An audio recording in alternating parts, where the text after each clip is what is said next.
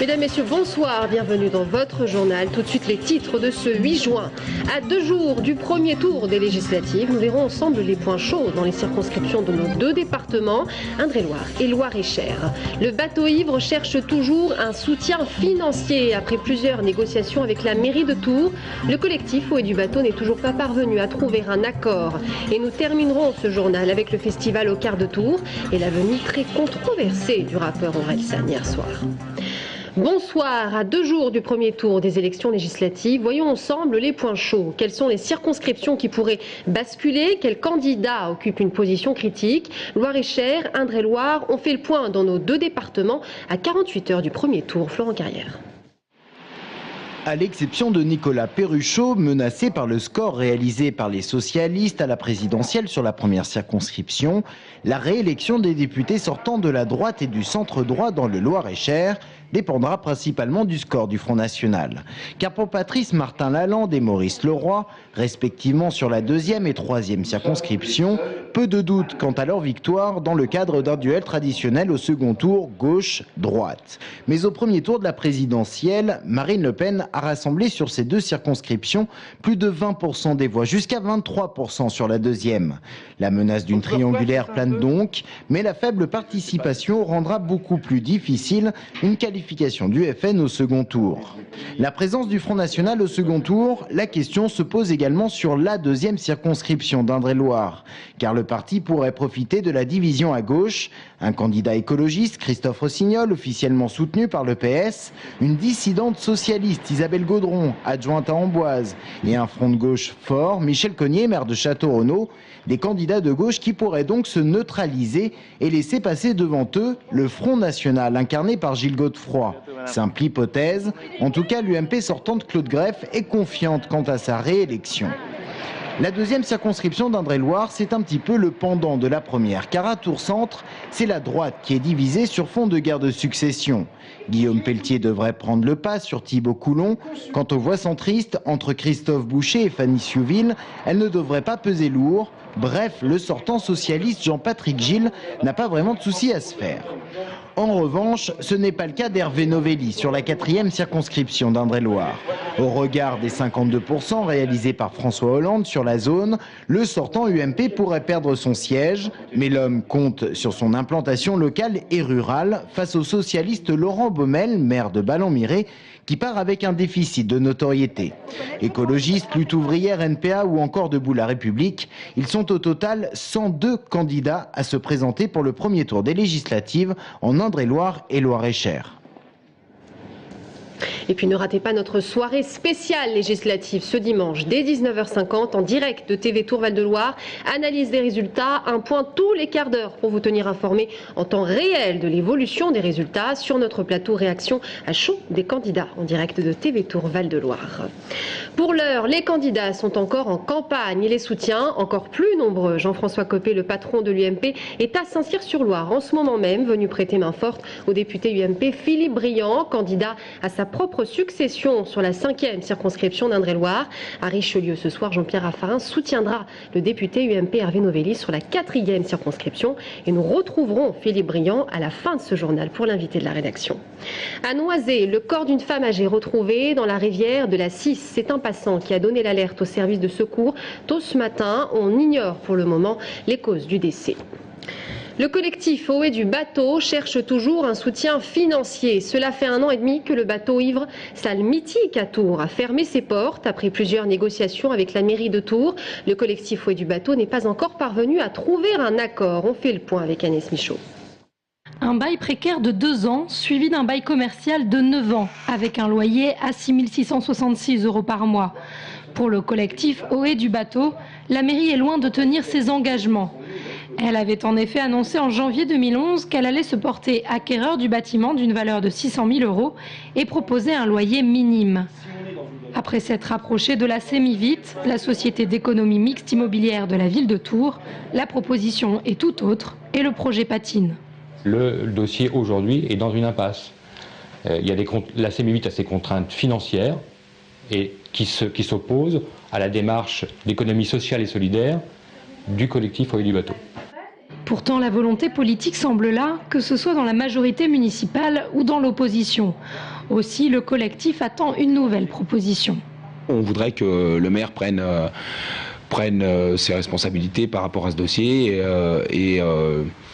et lui donne la voie d'eau qu'on a, nous, émise, c'est-à-dire la possibilité de signer un bail emphytéotique, par exemple.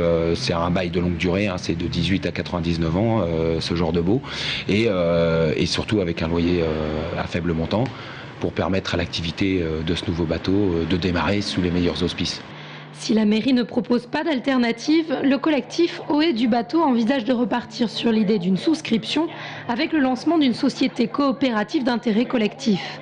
Concrètement, chaque tourangeau sensible au projet pourrait se porter acquéreur d'un mètre carré. Mais à la veille des élections législatives, le dossier est au cœur de l'actualité politique. Il figure même parmi les priorités sur les programmes de certains candidats. Les agents fil bleu de nouveau en grève. Le mouvement social se poursuit ce week-end. La circulation des bus sera fortement perturbée aux heures de pointe entre 7h et 9h le matin, 16h30 et 18h30 l'après-midi et entre 21h et 22h30 le soir. Samedi, 65% des services seront assurés et 51% pour ce dimanche. À Montbazon, l'état de catastrophe naturelle a été reconnu. Souvenez-vous, le 17 décembre dernier, des intempéries avaient provoqué des mouvements de terrain dans la commune et causé de nombreux dégâts. Journée européenne contre l'obésité aujourd'hui. Dans un mois, une nouvelle structure d'accueil pour adolescents surpoids ouvrira ses portes à la chaussée Saint-Victor. C'est une première en région centre, un nouveau service proposé par la clinique Claude de France qui déménage dans ces nouveaux locaux. L'obésité, un fléau des sociétés modernes. En région centre, 45 000 jeunes sont en surpoids. Et aux États-Unis, à New York précisément, l'obésité tue une personne toutes les 2 heures. Mickaël Briffaut. Pour le moment, les locaux sont encore en chantier, mais d'ici la fin de l'été, 12 de jeunes patients de 14 à 17 ans auront pris possession des lieux.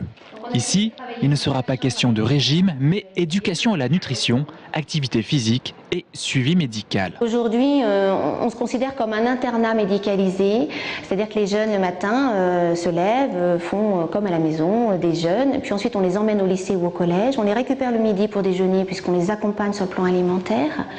Ils retournent au lycée ou au collège l'après-midi, ils reviennent le soir, des temps d'études, de cours en fonction du niveau scolaire, une activité physique et sportive minimum une fois par jour, ça c'est important, et puis un accompagnement jusqu'à 22h, l'heure de coucher.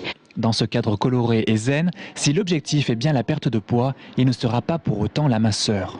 Le but, être en bonne santé physique et mentale. Prendre les moyens de changer de comportement, autant au plan alimentaire, au plan diététique, au plan du comportement alimentaire, qu'au plan de l'activité physique adaptée et au plan comportement social et psycho-émotionnel. C'est-à-dire que la personne doit prendre conscience de toutes les difficultés du comportement qui ont favorisé la prise de poids. En région centre, 6 000 jeunes seraient concernés par l'obésité et 45 000 seraient en surpoids.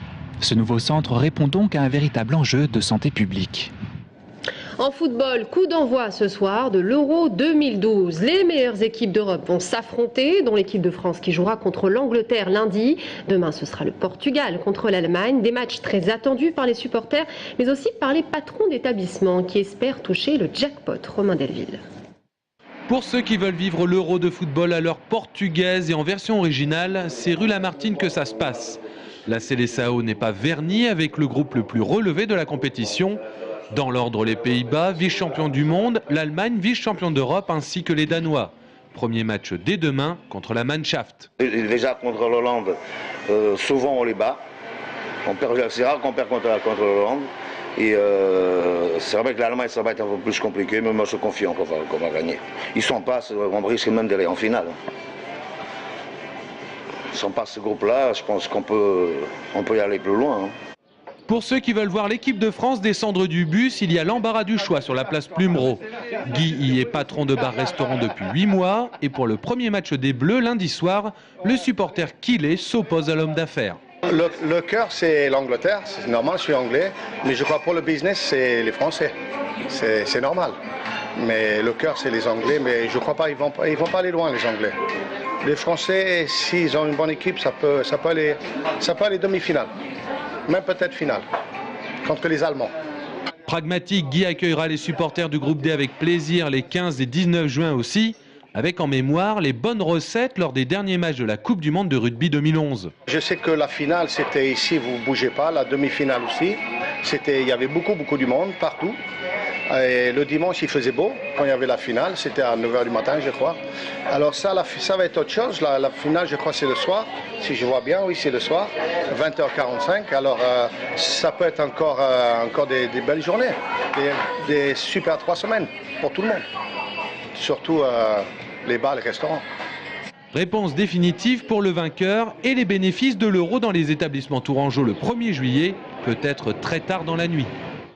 Le festival au quart de tour recevait hier Orelsan, l'artiste très controversé. Souvenez-vous, sa venue avait suscité la polémique en cause la violence de ses textes. Et pourtant, ils étaient nombreux à s'être déplacés hier soir pour le célèbre rappeur. Pour Radio Béton qui organise le festival, Orelsan est une tête d'affiche dont on ne se prive pas. Brian Bock. Le festival au quart de tour, 27 ans déjà, ses tentes, ses terrasses et ses festivaliers. Mais ce soir, tout le monde est venu voir quelqu'un. Orelsan, comme tout le monde ici, quoi. On est venu pour Orelsan en fait. Orelsan direct. Pour voir Orelsan. Voir Orelsan sur scène. Orelsan. Pour voir Orelsan.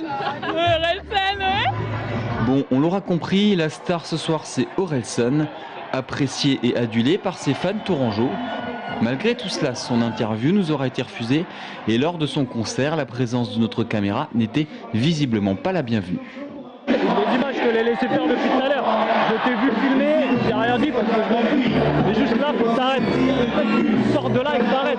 Malaise par rapport à ses chansons, décrié, contrôle de son image, nous n'en saurons pas plus. Cet artiste a quand même été récompensé par 2 victoires de la musique cette année.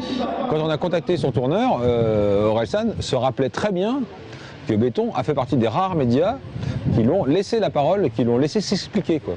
Nous on a tranché. Orelsan ne nous gêne pas, même s'il a fait des chansons dont les paroles sont hyper hard. Mais cette soirée du quart de tour a surtout été marquée par d'autres groupes, notamment par les Tourangeaux Audran-Trumel avec leur son pop-rock et un vrai plaisir de revenir à Tours. C'est plaisant ce retour aux sources, surtout que la fin on a joué au bateau Yves, là c'est chapiteau, gloriette et puis surtout c'est une soirée du label, ce qui est assez jouissif. Au quart de tour, un festival finalement très éclectique où tout le monde peut y trouver son bonheur musical. Le festival se terminera samedi soir avec les Toulousains Zebda ou encore Étienne de Crécy. Et ce soir, ne ratez pas entre autres The Unique, un groupe de basse musique français, Guitar Wolf des Japonais qui font du rock punk, le hip-hop anglais de Foreign Beggars et la chanteuse de soul du groupe espagnol The Excitements. Voilà, c'est la fin de ce journal. Merci à vous tous de nous avoir suivis. Dans un instant, restez avec nous. Philippe Briand nous rejoint sur ce plateau tout de suite.